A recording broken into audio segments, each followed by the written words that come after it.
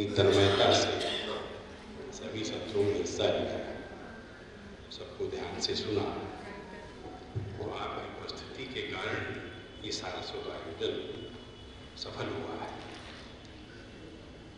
मैं महान मनीषी प्रवर प्रोफेसर विद्यानिवास मिश्र जी के निकट सानिध्य में कुछ समय तक रहा, और रहा ही नहीं, मैंने अनेक देश के सुनामधन्य लोगों के साथ उनके वार्तालाप को भी नोट किया। ये बात 2002, 2003, 2004 की है। और अचानक उनकी यात्रा जब उनसे नज़दीकी बढ़ रही थी और वो हमारी सोच को विस्तार दे रहे थे, हमारे चिंतन को थोड़ा एक सही दिशा में ले जा रहे थे, बहुत धीरे धीरे।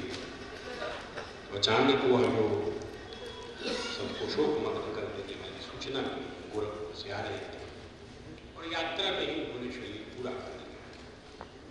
गोरखपुर से काशी की यात्रा तो उनकी अंतिम यात्रा, गोरखपुर से ही वो आए, काशी के हुए और पूरे विश्व के हो गए। तो गोरखपुर का तो मतलब ही है कि इंद्रियों से जुड़ी बात है, उसकी जो रक्षा है, इंद्रियों की जो रक्षा करते, ऐन्द्रिक शक्ति को जो लेकर चलते हैं। लेकिन ऐन्द्रिक शक्ति का कोई तात्पर्य नहीं है अगर वो आत्मा और परमात्मा से उसके नियंत्रण में, उसके भाव के अनुसार चलती नहीं। तो एक तरह से काशी को तो इस जगत की आत्मा ही कहा। इसीलिए सारे विद्याविदान यहाँ पर आकर देवाधिदेव महादेव के शरण में अपने आप को परिष्कृत करते हैं, हनुमान जी के चरणों में अपनी ज्ञान धारा को और उन्नत करते हैं।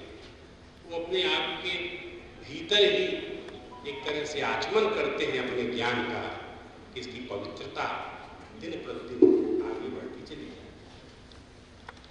उनका साहित्य विराज, एक तरफ तो उनके हृदय में साक्षात वेद विराजमान, और इसलिए वह जो वेद है निरंतर उनके साहित्य में, उनकी लेखनी से, उनके कर्म में, उनकी वाणी में और नवीन शब्दों के साथ हिंदी की शब्द संपदा को विस्तार देता हुआ आगे बढ़ रहा है। ये हम देखते हैं। मुझसे अनेक विद्यार्थी मिलते हैं, वेद क्या है, वेद को हम कैसे समझें। हमने कहा कि वो हिंदी के विद्यार्थी हो, पत्रकारिता के आप लोग विद्यार्थी हो, वेद के अनुशीलन में मत जाओ, विद्यानिवास मिश्र के साहित्य को पढ़ो, उसी में सारा वेद भरा हुआ, और वो सारा वेद का ज्ञान बहुत सरल शब्दों में वो दे। उनकी एक पंक्ति बार बार मुझे ध्यान में आती है। तो कहते थे कि जब कोई खो जाता है, जब जीवन में कुछ खो जाता है और जो सरलता से उपलब्ध था वही जब खो जाता है तो वो बहुत खोजा जाता है। ऐसा ही कहीं कहीं जो भारत नाम का प्राणी है, भारत नाम का जो तत्व है, वो हमारे जीवन से खो गया है। भारत भारत से ही विस्मरण उसका हो गया है। इसी को रामधारी सिंह दिनकर ने जब कहा कि वृथा मत लो भारत का नाम, कहा कि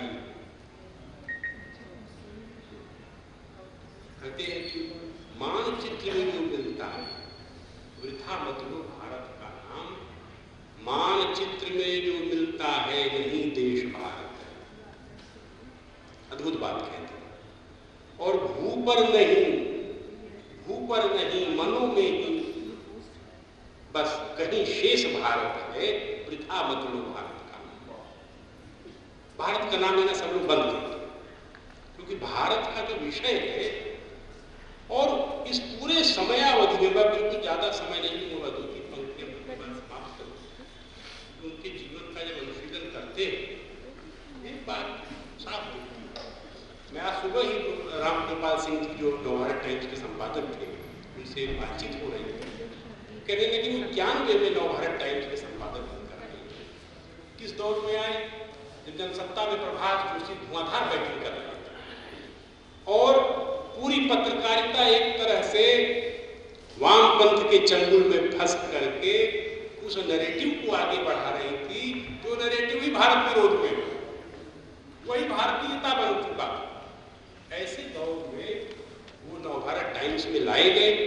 कभी पत्रकारिता तो उन्होंने नहीं की थी। हाँ, संपादन का ज्ञान उनका विशद था, संपादकाचार्य थे, अपने साहित्य का सृजन कर रहे थे, जो अब तक पढ़ चुके थे सारा साहित्य विद्वानों का, चाहे सच्चिदानंद हीरालाल की हो, आचार्य वासुदेव अग्रवाल हो, आचार्य वंदे उपाध्याय हो, इन सब की जो धाती इस काशी नगरी में, जो काशी की पांडित्य परंपरा है, उसका अनुशीलन करके उसका भी संपादन कर रहे थे।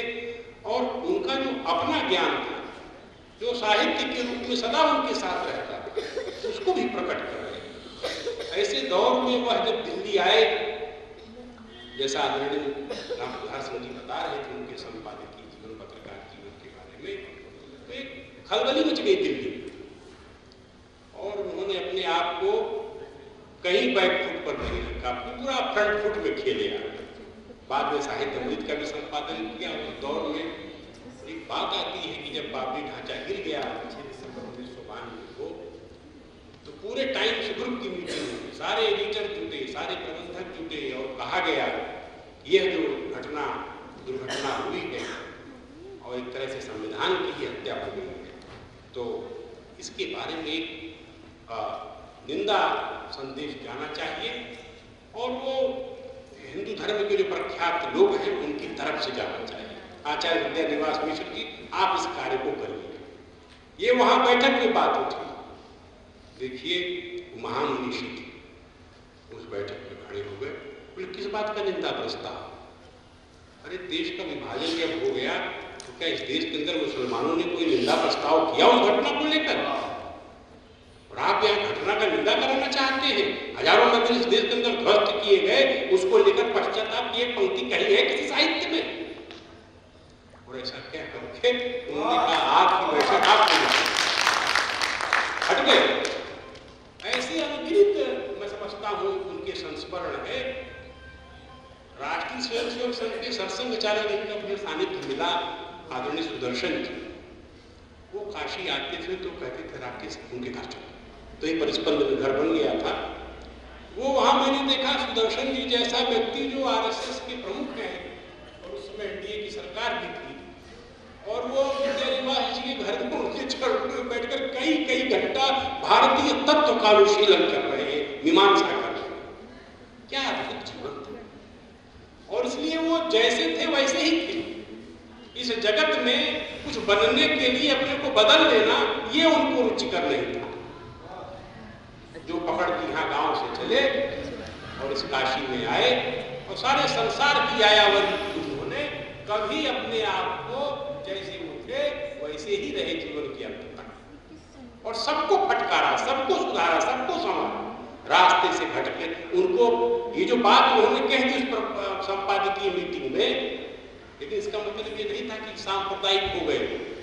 अरे वो तो कहते थे कि तुम लोग हिंदी का नाम लेने में शर्माने लगे हैं, हिंदू कहने में शर्माते, दूध लजाते लाज न आती, घोर पतन है अपनी माँ को माँ कहने में फटती चाहती। कहाँ चले आए हम लोग? आजादी इसके लिए मिली है कि हम अपनी भाषा को नहीं बोल सकते, हम अपने देवी देवताओं उपास्य चीजों का नाम नहीं ले सकते, कैसे भारतीयता छोटी हो जाएगी? वो कहते थे भारतीयता में कुछ कटता नहीं है, भारतीयता की जब बात आती है तो कुछ न कुछ नया जुड़ जाता है।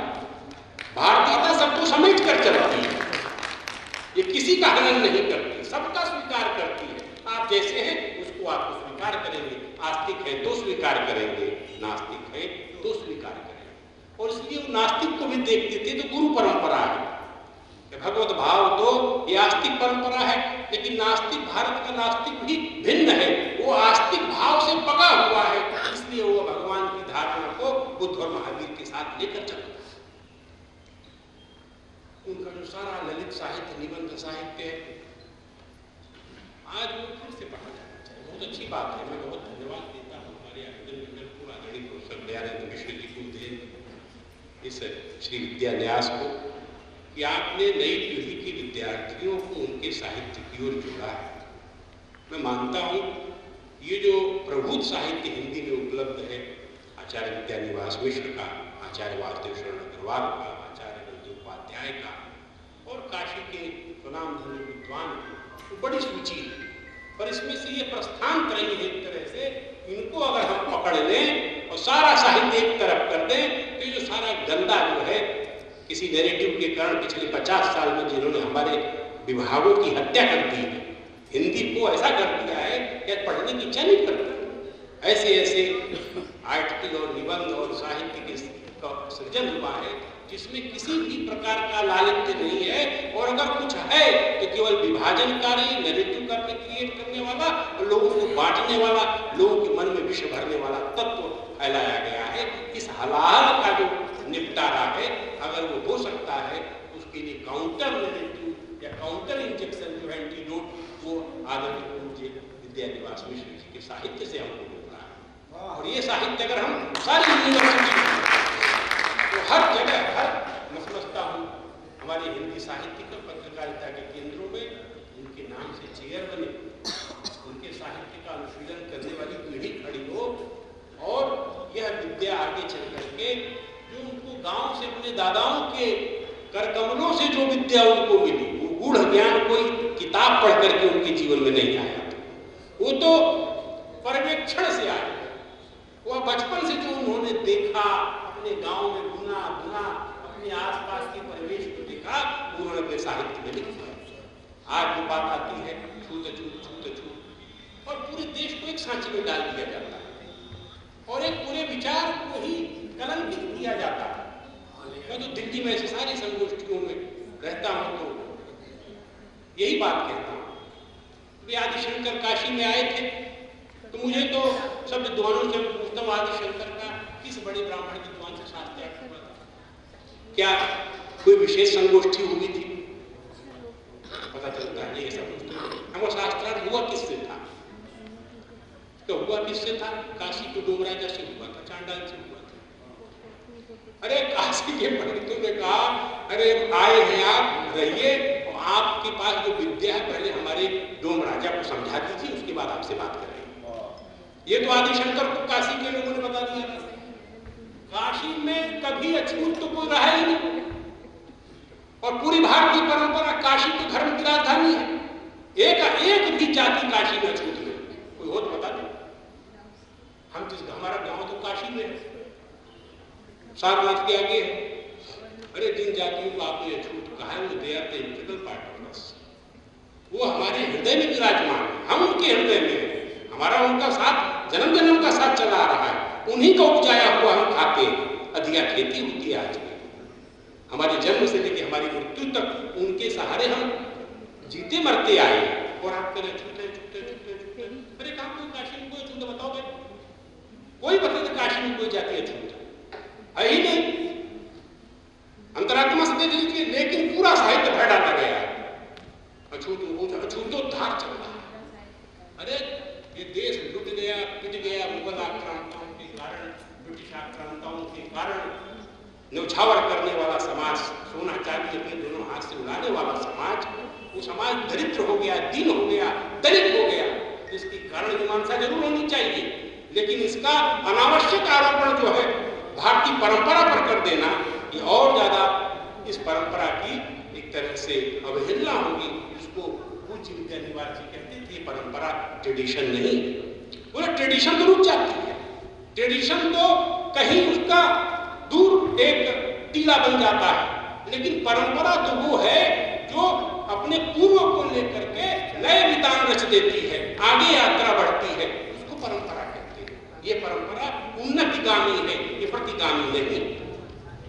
तो इस दृष्टि से वो अंग्रेजी सभ्यता की, यूरोपीय सभ्यता की भी बहुत गहरी मीमांसा करते थे, शल्य चिकित्सा कर देते थे, और बड़े सधे हुए शब्दों में, सरल शब्दों में। मैंने उनके अनेक व्याख्यान सुने। मैंने देखा मुख्यमंत्री कल्याण सिंह थे, प्रकाश सिंह थे, जो हमारा नगर निगम का सभागार, और बोलते रहे। किसी वक्ता को लगा समय ज्यादा हो रहा है, मुख्यमंत्री जी बैठे हैं, संचालक महोदय जाके चिट थमा, कल्याण सिंह जी ने रोक दिया, अरे बंद करो, रुको, बोलने तो पड़े, मैं कम बोलूंगा, मैं उनको ज्यादा सुनूंगा। उनको सुन करके इस देश की राजनीतिक धारा तो उनके चरणों में बैठी हुई।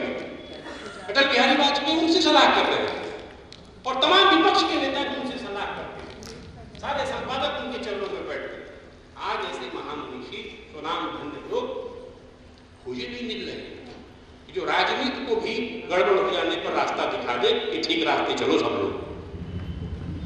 एक मनुष्य काशी उनको जन्म देती रही है, मैं समझता हूँ फिर से जन्म ले रही। ये वीर प्रसूता की, वीर प्रसूता की है, साहित्य प्रसूता की है, साहित्यकार प्रसूता है। ये वो जो अमर चेतना है उसको लेकर चलने वाली है। क्यों? कवि ने कहा है रामकृष्ण गए विवेकानंद शेष है, अभी मूर्ति की मूर्ति शेष, अभी प्रण अशेष है। आओ युग के सपनों को साकार करें हम, मृतकों में भी जीवन की हुंकार भरे हम। प्रबल भुजाओं में रक्षित है नौका की पतवार, चीर चले सागर की छाती पार करे मझधार। ज्ञान केतु लेकर निकले हैं विजयी शंकर, अब न चलेगा दंभ ढोंग मिथ्या आडंबर, अब न चलेगा राष्ट्र प्रेम का गणित सौदा। ये अभिनव चाणक्य है, न फलने देंगे विष का पौधा, न फलने देंगे